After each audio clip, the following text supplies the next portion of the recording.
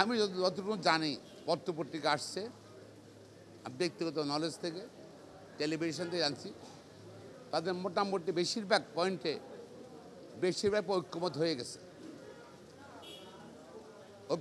গেছে। কিছু কিছু পয়েন্টে এখনো হয়নি।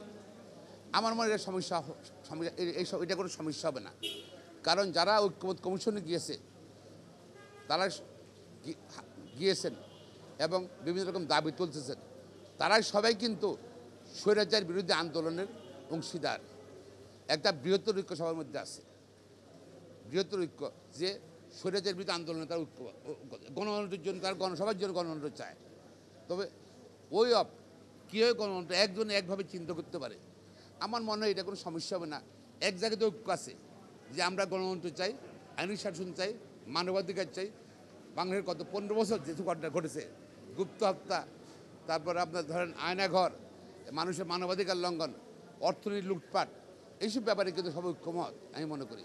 তো আমার মনে হয় যে ডিফারেন্সটা আছে, যেহেতু আমরা মূল জায়গায় ঐক্য আছি, সুতরাং এগুলা খুব একটা সমস্যা হবে না। আমাদের জাতীয় নির্বাচনে আগাতে আমাদের কোনো সমস্যা হবে না আমি মনে করি।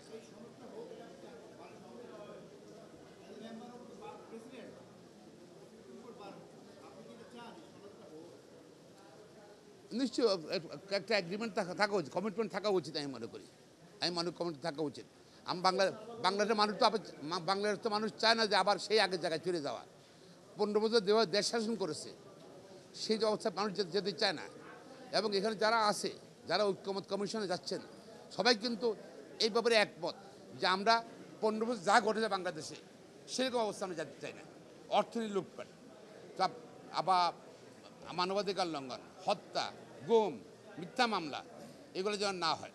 তো আমার মনে হয় এই ব্যাপারে আমরা ঐক্যমত আছি। তো এগুলা ছোটোখাটো ধরেন প্রত্যেকটা দলের নিজস্ব আদর্শ আছে, নিজস্ব ইশতেহার আছে, ভিন্নতা থাকবেই, কিন্তু মৌলিক জায়গায় ঐক্যমত হলে সমস্যা হয় না। আর যদি আমার ধরেন আজকে বাংলাদেশের মানুষ ভোট দিতে চায় এবং বাংলাদেশের মানুষ তাদের নির্বাচিত প্রতিনিধিতে তারা ক্ষমতা পাঠাতে চায়, সুতরাং নির্বাচনে নিশ্চয়ই সবাই আসবে আশা করি, এবং নির্বাচনে অংশগ্রহণ করবে।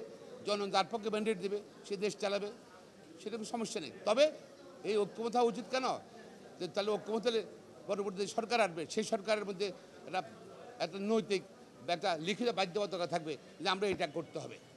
ধন্যবাদ।